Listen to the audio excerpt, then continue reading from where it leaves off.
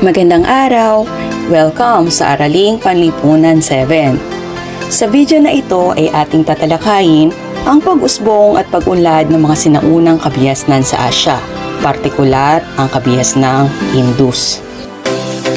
Sa Timog Asya makikita ang lambak ilog ng Indus at Ganges. Tulad din ng ilog Tigris at Euphrates ay umaapaw din ito taon-taon dahil sa pagkatunaw ng yelo sa Himalayas na nag-iiwan din ng banlik na nagpapataba sa lupaing agrikultural nito. Bago pa man umunlad ang kabihasnang ito, ay may mga pamayanang naitatag noong panahon ng Neolitiko. Ito ang pamayanang Mehrgar na nasa kanluran ng ilog Indus. Ang Harappa at Mohenjo-daro. Planado at organisado ang mga lungsod na ito na ipinakita sa mga lansangang nakadesenyong kwadrado o grid pattern at pare-pareho ang sukat na bloke ng kabahayan.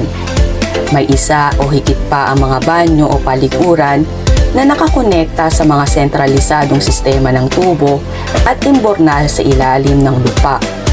Ipinalagay ng mga Dravidian ang bumuo ng kabihasnang Indus.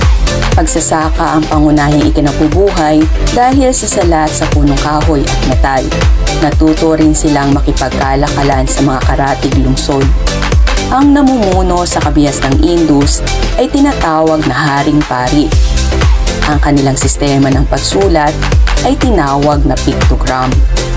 Naglaho ang kabihasnang Indus noong taong 1750 BCE. May paliwanag ang mga scholar na maaring nagkaroon ng mga malalakas na kalamidad na naganap. Nagkaroon ng pagsakop sa lugar na pinaniwala ang mga Aryan, subalit walang matibay na ebidensya. Sa paglipas ng panahon, ang kabihasnang ito ay unti-unti nang nawaglit sa alaala at nawala sa kasaysayan. Tunghayan natin ang mga mahalagang pangyayari sa kabihasnang Indus. Ang mga Indo-Aryan. Pinaniniwalaang nagmula sa kanluran ng Hindu Kush at nakarating sa Timog Asya sa pamamagitan ng daan sa Khyber Pass. Dumating ang mga ito sa panahon na mahina na ang kabihasnang Indus. Sila ay mga tribong mananalakay na tinatawid ang hilagang kanlurang bahagi ng India. Ang panahong Vedic ay hango sa salitang Vedas na nangangahulugang karunungan. Ito ang pagtaboy ng mga Indo-Aryan sa mga Dravidian patungong katimugan.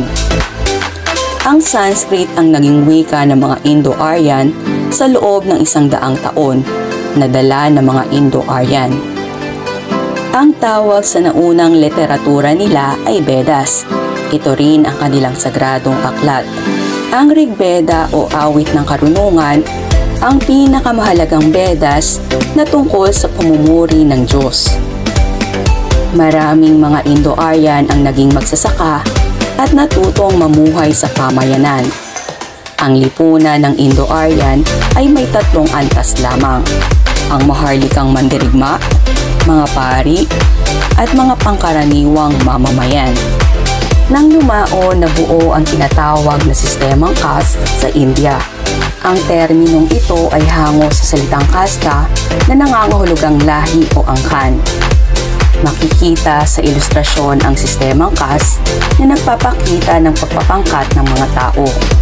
Nauuna rito ay ang Brahmin na binubuo ng pari, ang Satriya na binubuo ng hari, pinuno at mga mandirigma. Susunod ang Vaishya na binubuo naman ng mga mangangalakal, artisano, may-ari ng lupa, at ang Sudra na binubuo ng mga magsasaka at mga Dravidian. Pinakamababa sa pangkat ang tinatawag na Parya. Sila ang mga naglilinis ng kalsada, nagsusunog ng mga patay, at nagbibitay sa mga kriminal. Ang pagbuo ng kaharian at imperyo.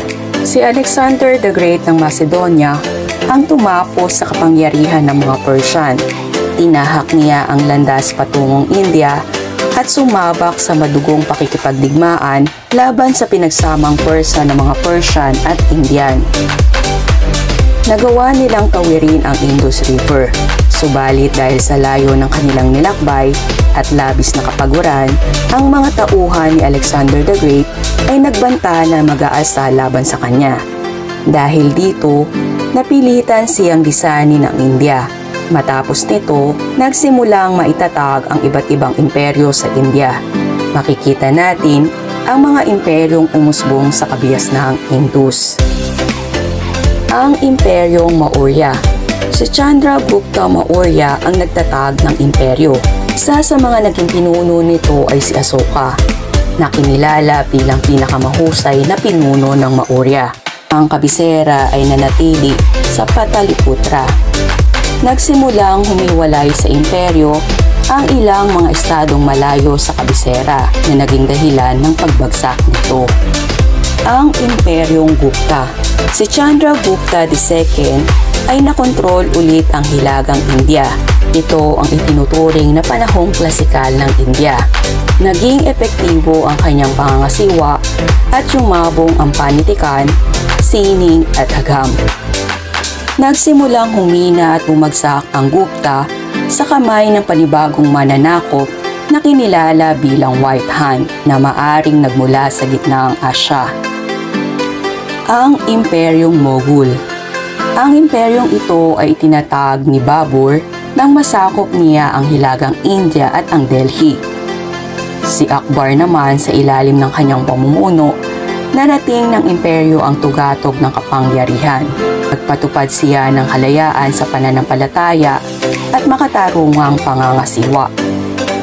Ngunit labis na humina ang Mughal dahil na rin sa pagdating ng makapangyarihang mga Ingles sa bansang India.